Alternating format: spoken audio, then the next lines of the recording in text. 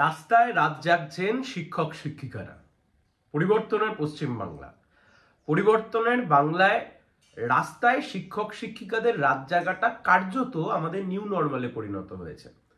2016 এসএসসির যোগ্য অযোগ্য নিয়ে যে গোলক ধাঁধার মধ্যে রাজ্যের সরকার এবং এসএসসি ফেলে দিয়েছে গোটা শিক্ষক সমাজকে, এবং তার দ্বারা এফেক্টেড হচ্ছে গোটা সমাজ ব্যবস্থা কার্যত, এ নিয়ে তো কোনো সন্দেহ নেই।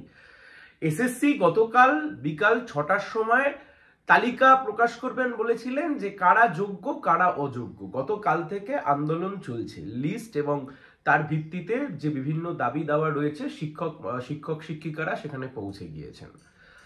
চাপের মুখে ব্রাত্য বসু শেষ অবধি শিক্ষামন্ত্রী তিনি সেই লিস্ট পাবলিশ করতে পারলেন না। পারবেন কি করে? চাল কাকড় যদি আলাদা করতে হয়, চাল আর কাকড় যদি একবার আলাদা হয়ে যায় তাহলে কাকড়রা পরের দিন গিয়ে ব্রাত্যবাবুর বাড়ি ঘেরাও করবে। তাই জন্য ব্রাত্যবাবুরাও রয়েছেন মহাবিপদে।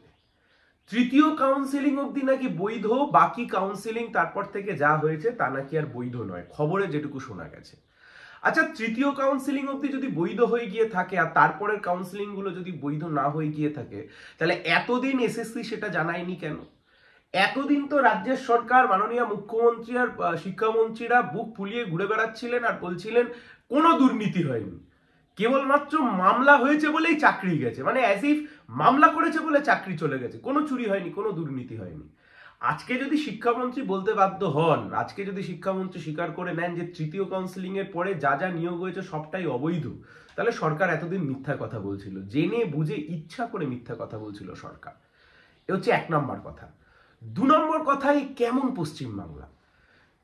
আজ থেকে 1.5 বছর 2 বছর আগে ঠিক আজকে শিক্ষক শিক্ষিকারা যে জায়গাটায় এসএসসি দপ্তরের ঠিক সামনে যে জায়গাটায় রাত জাগছেন, যে জায়গাটায় অবস্থান করছেন, আমাদের লজ্জা। শিক্ষক শিক্ষিকারা তারা চক ডাস্টার হাতে ছড়ি এসব ছেড়ে দিয়ে, স্কুল ক্লাসরুম সবকিছু ছেড়ে দিয়ে তাদেরকে পথে নেমে আসতে হয়েছে। এটা আমাদের লজ্জা, সমাজের লজ্জা। মমতা ব্যানার্জিদের লাজ লজ্জা নেই, তার কারণ যার লজ্জাই নেই তার লজ্জা হবে কিভাবে? কিন্তু কথা হচ্ছে তো সমাজের লজ্জা। আজ থেকে ঠিক 2-2.5 বছর আগে যেখানে আজকে শিক্ষক শিক্ষিকারা অবস্থান করছেন, রাত জাগছেন, ঠিক তার উল্টো দিকের ফুটে 2014 সালের টেট আর 2017 সালের টেট উত্তীর্ণরা তারা সেখানে অবস্থান করছিলেন চাকরির জন্য। রাত্রিবেলায় গিয়ে মমতা ব্যানার্জির পুলিশ লাঠি পেটা করে তাদেরকে সেখান থেকে ছত্রভঙ্গ করে তুলে দিয়েছিল। 2022 সালের টেট পরীক্ষা হয়েছে, ফর্ম বিক্রি হয়েছে, টেট পরীক্ষা হয়েছে, তার আজ অব্দি আর কোনো কাউন্সিলিং হয়নি, তার আজ অব্দি কোনো ইন্টারভিউ হয়নি। যারা পরীক্ষায় পাশ করেছেন তারা হাঁ করে বসে আছেন, তারা নিজেরাও জানেন না যে তাদের পরীক্ষা কবে হবে, সবার বয়স আস্তে আস্তে এগিয়ে চলে যাচ্ছে। 2022 সালের নোটিফিকেশন, আজকে 2025 সালে আমরা কথা বলছি। কোন অবস্থায় দাঁড়িয়ে রইল রাজ্যের শিক্ষা ব্যবস্থা? 2016 সালের এসএসসি, মমতা ব্যানার্জি ক্ষমতায় আসবার পরে ধুমধাম করে একটাই এসএসসি, 2016 সালের এসএসসি। সেই 2016 সালের এসএসসিতে চুরি দুর্নীতি ভর্তি। সেই চুরি দুর্নীতির জন্য যারা যোগ্য শিক্ষক নিজেদের যোগ্যতায় চাকরি পেয়েছেন এবং যারা বঞ্চিত শিক্ষক যারা রাস্তায় বসে আছেন, তাদেরকে ডিপ্রাইভ করতে গিয়ে আর এই অযোগ্যদেরকে বাঁচাতে গিয়ে আজকে স্কুলগুলো ফাঁকা হয়ে গেল। স্কুলগুলো থেকে বাধ্য হয়ে শিক্ষক শিক্ষিকারা আজকে রাস্তায় নেমে পড়লেন আন্দোলন করতে। আর যে মডিফিকেশন অর্ডার, যা নিয়ে রাজ্য সরকার এত বড় বড় কথা বলছিল, এসএসসি এত বড় বড় কথা বলছিল, সুপ্রিম কোর্টের যে মডিফিকেশন অর্ডার এসছে যে ডিসেম্বর মাস অব্দি কাজ চালিয়ে যেতে পারবেন, অথবা আগামী নিয়োগ যতদিন অব্দি না হচ্ছে ততদিন অব্দি কাজ চালিয়ে যেতে পারবেন, এতে আরো বড় সর্বনাশ হয়েছে শিক্ষক শিক্ষিকাদের। তার কারণ এসএসসি ওখানে কার্যত আন্ডারটেকিং দিয়ে এসছে, মে মাসের মধ্যে তারা নোটিফিকেশন জারি করবে নতুন পরীক্ষার, ডিসেম্বরের মধ্যে রিক্রুটমেন্ট হয়ে যাবে। আর অন্যদিকে চাকরি যাদের যে সমস্ত শিক্ষক শিক্ষিকারা যাদের চাকরি চলে গেছে তাদেরকে খেপাচ্ছে, তাদেরকে বলছে আমরা তোমার পাশে আছি, সুপ্রিম কোর্টে গিয়ে তোমার চাকরি ফিরিয়ে দেবো।